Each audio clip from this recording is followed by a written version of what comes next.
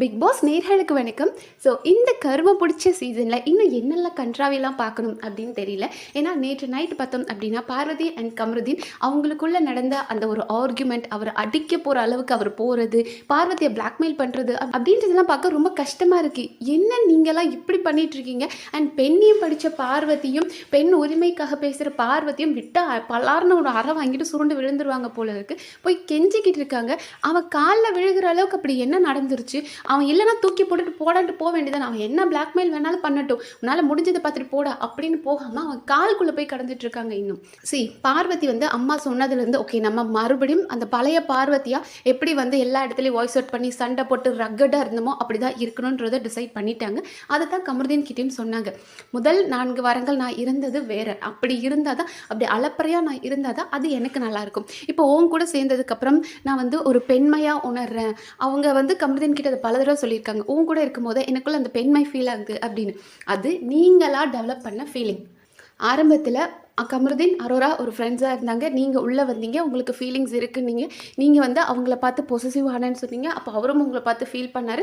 ஒரு 2 பேரும் ஒரு ரொமான்டிக் லைஃப்குள்ளே போயிட்டீங்க. ஓகே, எல்லாம் பண்ணி முடிச்சுட்டு இப்போ பார்வதி என்ன சொல்கிறாங்க அப்படின்னா, நீ ரொம்ப ரொமான்டிக்காக என்கிட்ட பேசுகிற, மற்றவங்க கிட்டலாம் கேம் பற்றி பேசுகிற, என்கிட்ட மட்டும் ஏன் ரொமான்டிக்காக பேசுகிற அப்படின்னு கேட்குறாங்க. ஏன்னா நீங்கள் அந்த ரொமான்டிக் ரிலேஷன்ஷிப்பில் இருக்கீங்க. மற்றவங்க எல்லாருமே கோ கண்டஸ்டன்ட், அவங்க கிட்ட அந்த கேமை பற்றி பேசுவார்.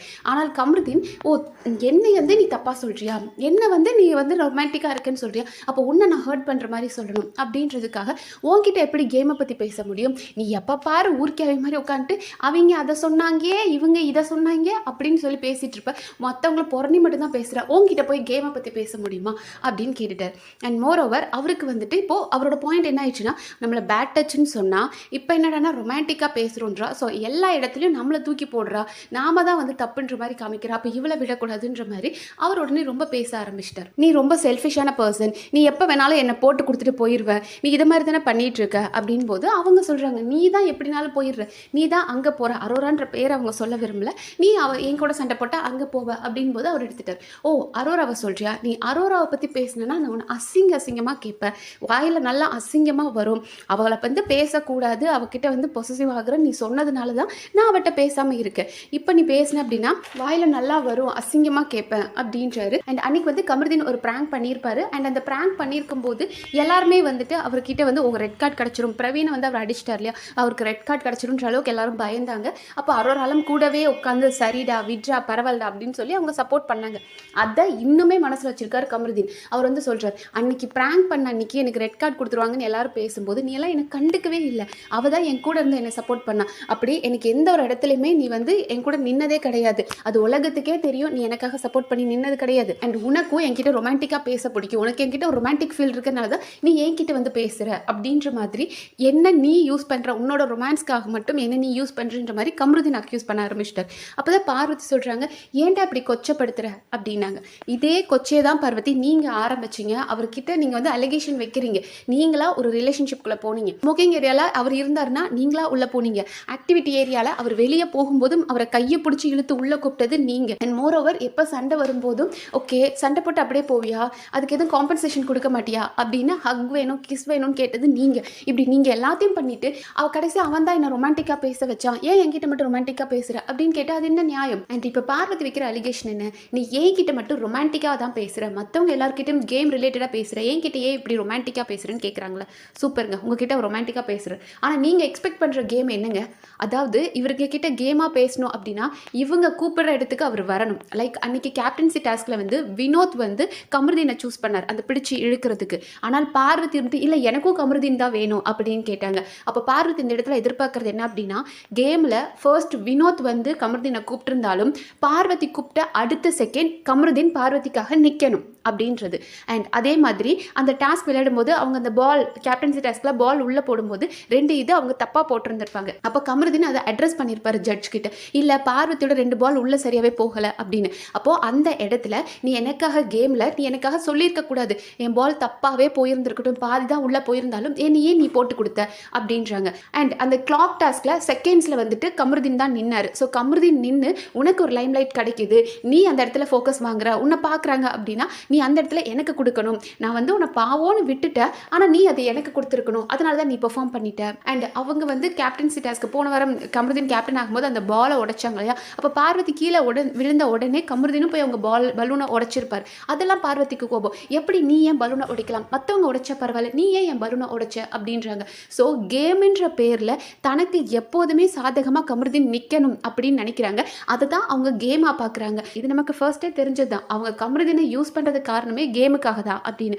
அதை தான் அவங்க சொல்கிறாங்க, நீ கேம் ரிலேட்டடாக என்கிட்ட பேச மாட்ற, என்கிட்ட ரொமான்டிக்காக பேசுகிற அப்படின்னு. ஸோ பார்வதி எதிர்பார்க்குற கேம் என்ன அப்படின்னா, அவங்க கேமுக்கு கமருதீன் துணையாக நிற்கணும், கமருதீனை வச்சு இவங்க கேம் ஆடணும் அப்படின்னு நினைக்கிறாங்க. பட் கமருதீன் இருந்துட்டு எனக்கு நீ ரிலேஷன்ஷிப் வைஸ் நீ வேறவா இருந்தாலும் டாஸ்க்குன்னு வரும்போது நான் என் கேமை கொடுக்கணும் 100%, நீயா நின்னாலுமே நான் எதிர்த்து பேசணும், அப்படி இல்லைனா வெளியே என்னை காரி துப்புவாங்க, அது என்னால் பண்ண முடியாது அப்படின்றதுல அவர் ஸ்ட்ராங்காக இருக்கார். ஆனால் பார்வதி இங்கே ஒவ்வொரு இடத்துலையும் நீ ரொமான்டிக்காக இருக்க, கேம் பற்றி பேச மாட்டேற அப்படின்ற மாதிரி அவரை மீன் பண்ணி கேமுக்குள்ள தன்னோட கேமுக்கு அவர் எப்படியாவது ஹெல்ப் பண்ண வைக்கணும்னு ட்ரை பண்ணுறாங்க. பட் கமருதீன் இதெல்லாம் நான் தெரிஞ்சு தான் பழகிறேன், நீ எப்படின்னு எனக்கு எல்லாமே தெரியும், தெரிஞ்சு தான் பழகிறேன், இருந்தாலும் எனக்கு உன் மேலே ஃபீலிங்ஸ் இருக்குன்றனால பழகிறேன் அப்படின்றாரு. அண்ட் நீ ரொம்ப வில்லனிக்கான பர்சன் அப்படின்றாரு.